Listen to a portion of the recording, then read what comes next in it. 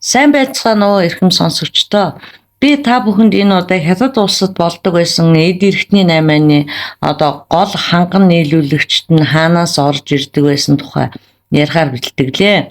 Шинээр сонсогчд маань subscribe дарж нэгдээрээ хуучин намайг сонсдог байгаад шинээр орж ирсэн та нартаа би бол маш их баярлалаа шүү. Баярлалаа, хайртай шүү гэж хэлье. За, Хятад улс маань 2015 онд хоригдлуудын эд эрхтний 8-ыг авах байсан хэмээн албан ёсоор мэдээлэл хийж байсан ч гэсэн 2019 он гихтэл Хятадын эмнэлгүүдийн эд эрхтний байнгын хангамж нь ихэвчлэн цаазаар ахуулах ёстоос эрдэг болох нь тогтоогджээ. Хятадын мис засалч доктор Эдвард Чочи тухайн үеийн шүүхэд бол гол мэдээлэгч болж байсан бөгөөд тэрээр мис заслын үеийн нэгэн зургийг үзүүлээд магадгүй энэ бол миний олж авах цорын ганц гэрэл зураг байсан баха. Зургийн голд байх эмчийн зургийг заагаад энэ бол би байна гэж англид өгч байсан ярилцлаганда энэхүү зургийг үзүүлсэн байдаг юм байна. Нэгэн цагт өндөр ур чадвартай мис засалж явсан тэрээр одоо бол Лондон хотноо улс төрийн цөллөгт амьдарч Uber-ийн жолоочоор ажиллаж бага орлоготой амьдарч байгаа юм байна. Тэрээр бол ярихдаа нэг өдөр манай ахлах мис засалж надаас асуусан юм а. Чи ямар нэг зэрлэг зүйл хийж сурмаар байна уу? Хармаар байна уу? Бид нар өнөөдөр цаазын газар руу явна гэхэд нь бол Эдвард эмч гайхаж "Хүүх, бид нар яагаад цаазын газар руу явж байгаа юм бэ?" гэж айж сандарч асуусан. Энэ бол түүний совилогч болон туслах нь өөртөө сандарч бас имиж хэлсэн байгаа. Бид цаазын газар очиод юу хийх юм лөө? Хүний амь аврахын тулд бид нар яагаад цаазын газрын тэтгэлэгт хамрагдах ёстой байсан юм болоо гэж бүгдээрээ дор бүрдээ бодцоосон байна. Гэвч энэхүү хачин үүргээс бол хойш сууж үлдэх боломж бол тэдэнд бага.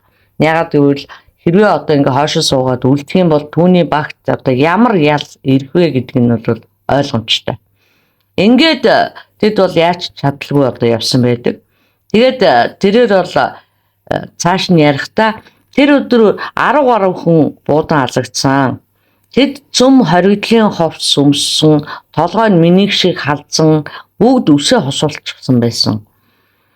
Тэгээд бас яг энд нэгээд өөрийнхөө шилний хонхорхоноос арай дээхэн газар хуруугаараа заагаад эндээ сумны нүхтэй байсан бөгөөд тэрхүү сум нь тархинд ормогцоо шууд тархины урд хэсэг буюу чармхан голоор орж ирдэг болохоор дух зулаа хэсэг нь зад үсэрдэг. Тийм ч учраас тухайн үед ой гашуу намайг тэсэх аргагүй болгож байсан болохоор би аль болох хурдан элэг бүрийг нь цэвэрлэж арилгахад нь төвлөрч байлаа.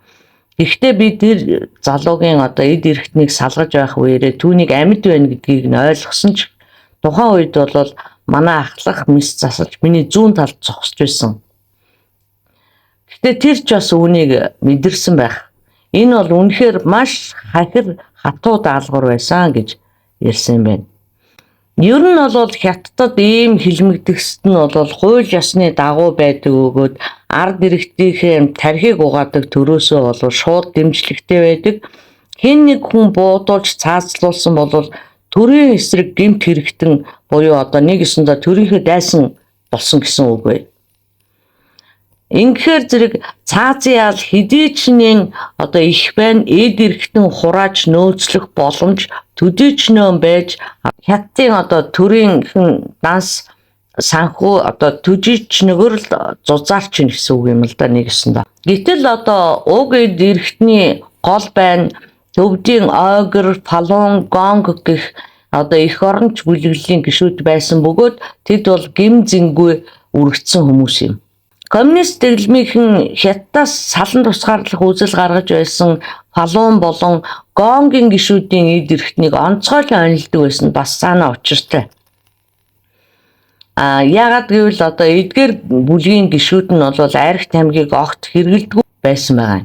2006 он гэхэд л бол 11 мянган жуулчин зөвхөн одоо эд эрэхтэн шилжүүлэн суулгах зорилгоор хятад ирсэн байдаг. Өөрийг ихэд л одоо хэдхэн цагийн дотор цаад шинэ эзэн хүлээн авахд бэлэн байдаг байсан байгаа юм. Тэгэхэд одоо бусад хэвийн дэглэмтэй улс оронд бол хэдэн сар жилээр доонороо хүлээдгийг бол та бид нэр бэлхнээ мэднэ. Тэгэхээр зэрэг хятад улс энэ хэрэгцээг ямар замаар хангаж байгаа нь ойлгомжтой. Орчин үеийн геноцид болон олон улсын хамтын ажиллагааны нийгэмлэг бол энэхүү байж боломгүй геноцидын цар хурааг бол ойлгохгүй хүрч байсан. Яагаад ойлгохгүй байсан бэ гэхээр олон улсын байгууллагууд ихэнхдээ бол хятадаас айж имээдэг учраас тэдэнд бол хятадаас ирдэг мэдээлэл нь маш хомс байдаг.